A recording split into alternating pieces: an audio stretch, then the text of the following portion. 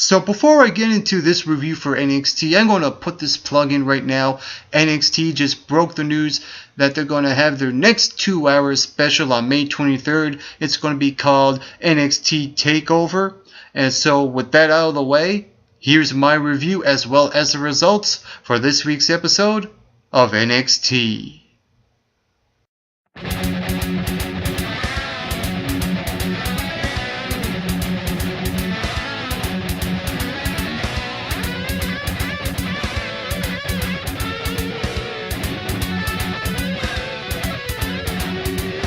If there's one thing that NXT does deliver on 9 chances out of 10 is that they do put on wrestling matches, pure wrestling, and that's the one thing they really focus on instead of everything and anything else. They focus solely on the wrestling, and it's because they are a developmental show for the WWE, Raw, and SmackDown, and they want to see what these people can do in order to get to the next level.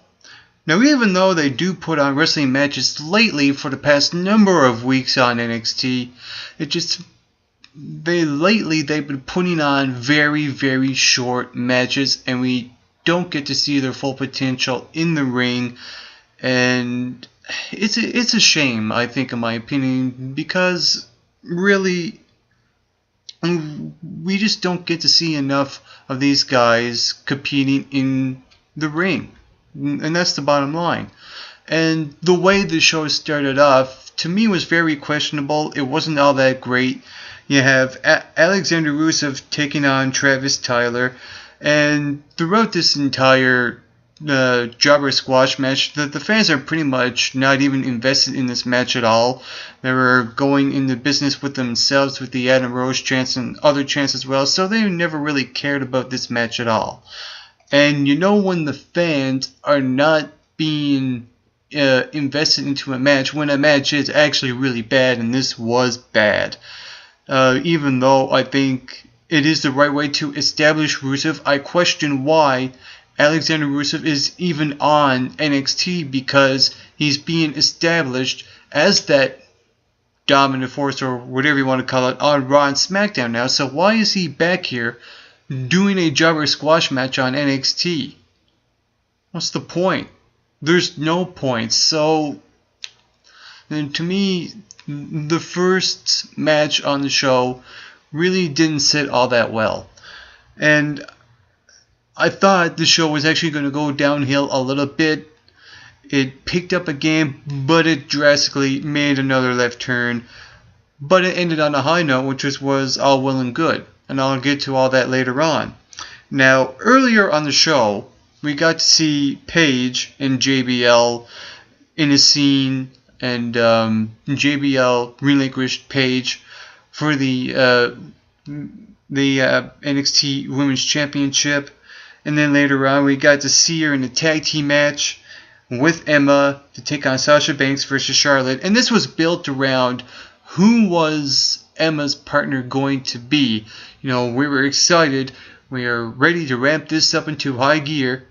And then when the heels come out, Sasha Banks and Summer Rae, and when Emma comes out, we cut to commercial. And when we get back to commercial, here was Paige was already in the ring. And if that couldn't get any worse, you have Paige being the one to be pinned in this match. Oh, this was a bad write-off, I think, on the part of NXT with one of their superstars on the show. Paige. You have her relinquish the championship. You have her being in a tag team match that felt like she was just there. And then you have her lose, the one that gets pinned. That was bad, twisted NXT logic. Not a good way, I don't think, to be written off NXT.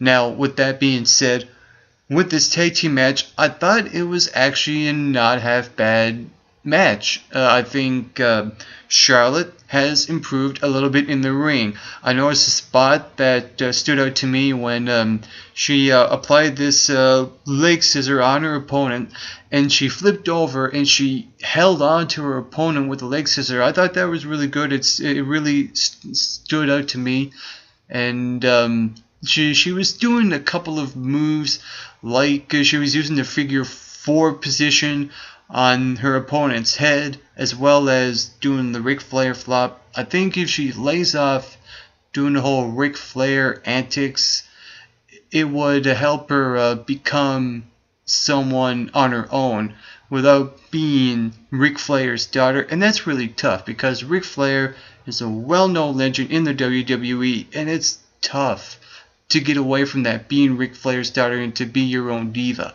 And I mentioned that before, but like I said, I think that NXT should establish Charlotte on her own and not bring up Ric Flair. And the fans are gonna woo and all that stuff. There's no avoiding that. But just let Charlotte be on her own, and it looks like right now that they're really high on her becoming the next NXT Women's Championship. And what JBL mentioned was that there's going to be a tournament being involved now to determine that new championship.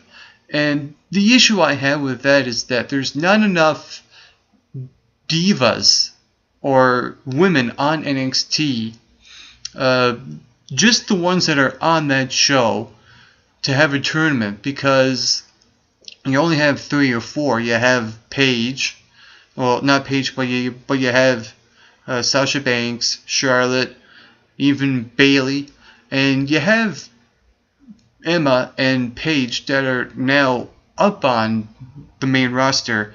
And so I got a feeling if this tournament is going to go down with 8 divas, there's going to be divas that are coming in and pretty much jobbing to these rookies on NXT.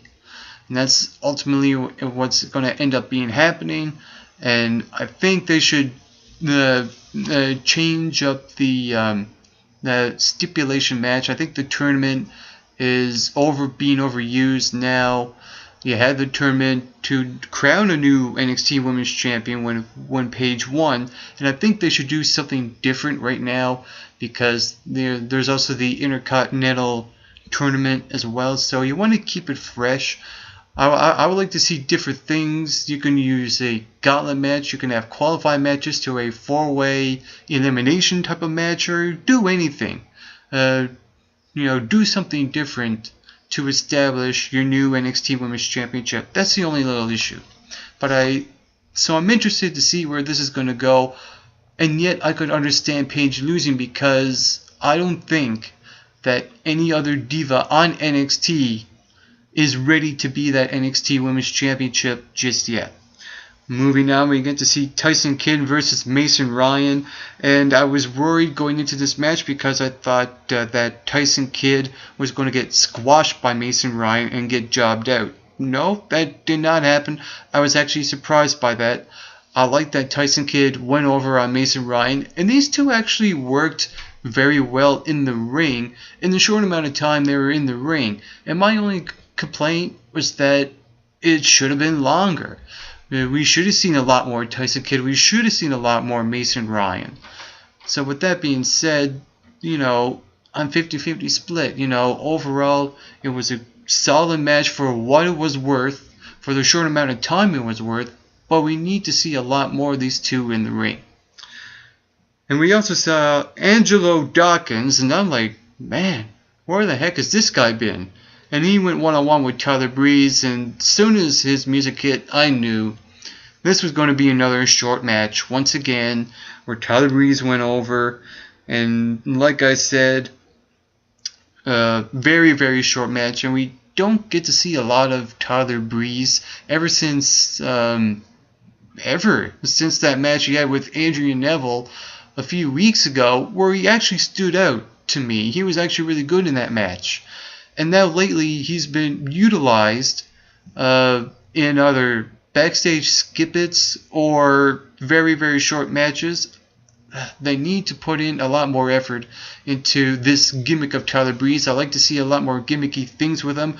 I love the intensity that he's using inside the ring, but we need to see a lot more of, well, let's just say,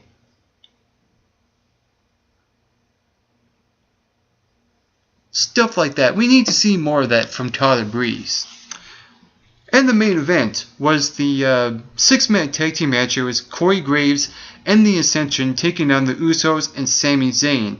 And I thought this was actually a really good way to close off the show, because the show ultimately started off really, really bad, but it ended on a high note. I'm glad it ended on a high note, because if it never happened, and if it never ended on a high note, this show would have been terrible. And that's all I have to say.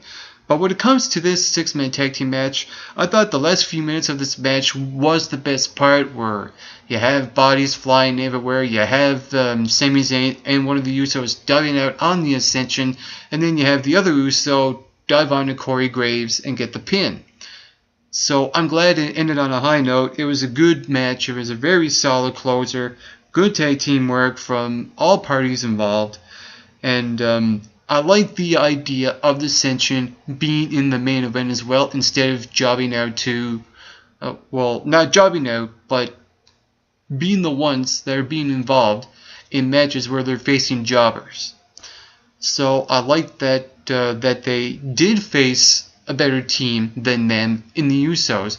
But ultimately, I think NXT missed a really good opportunity to have the Ascension go over the tag team champions, because you would already set up a credible threat to the Usos for their titles without the Ascension even go up to Raw just yet. I think they missed a really good opportunity to actually do something like that. But overall, this show, this match actually was actually really good.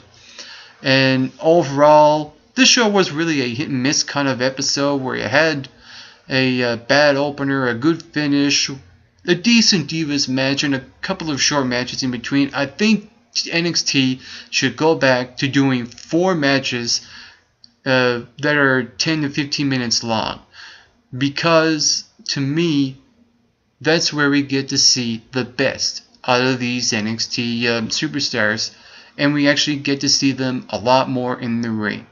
And that's the one big issue I have with NXT, is that they're putting on short match, and we just don't get to see a lot of them.